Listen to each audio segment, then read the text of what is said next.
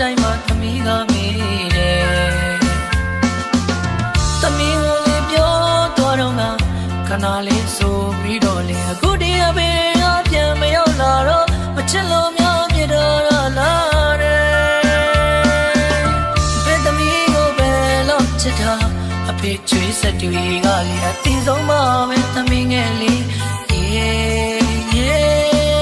မပြေဆုံးတဲ့အဖေတို့ဘဝတွေသမီးနာနေလို့မဖြစ်သေးလို့သမီး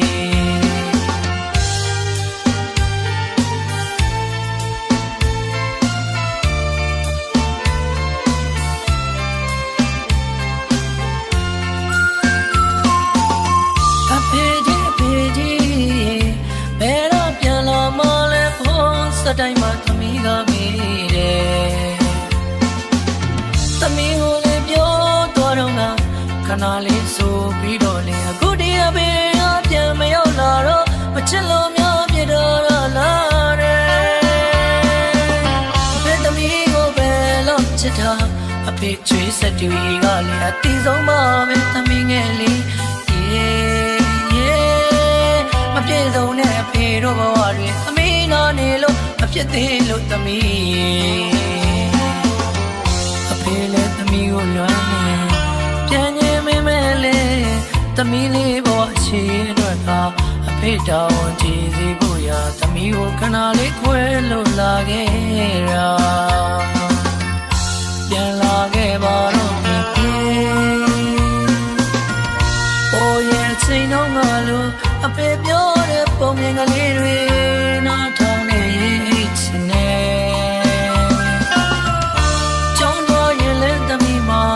အဖေတို့ကိုလည်းပို့ကတွားခြင်းမင်းမဲလေဖေကြီးကနာမရှိဘူးလေမငိုနဲ့တိုက်တော့သမီးငယ်ရဲ့အဖေသမီးနာပြန်ရောက်တဲ့အခါပုံမြင်ကလေးတွေအဖေပြောပြမှာ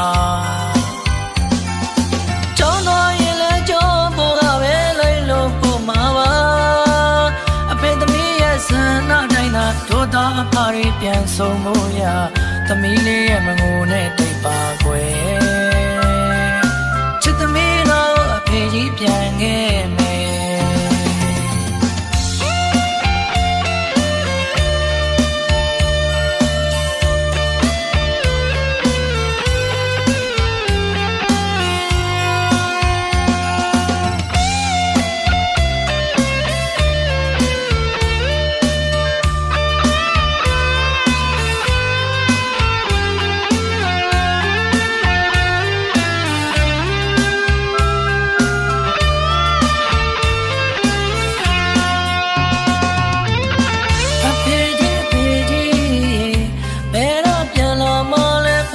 စတိုင်းမှာသမီးကမေးတယ်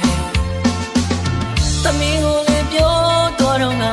ခဏလေးဆိုပြီးတော့လေအခုတည်းအပေးအပြန်မရောက်လာတော့မချစ်လို့များပြတော့လာတယ်ဘယ်သမီးကိုပဲလို့ချစ်တာအဖေချွေးစတူကြီးကလည်းအတီးဆုံးပါပဲသမီးငယ်လေးမပြေဆုံးတဲ့အဖေတို့ဘဝတွေသမီးနာနေလို့မဖြစ်သေးလို့သမီးအဖေလည်းသမီးကိုလွမ်းနေပြန်ငင်းမင်းမဲလေသမီးလေးဘဝရှိအတွက်က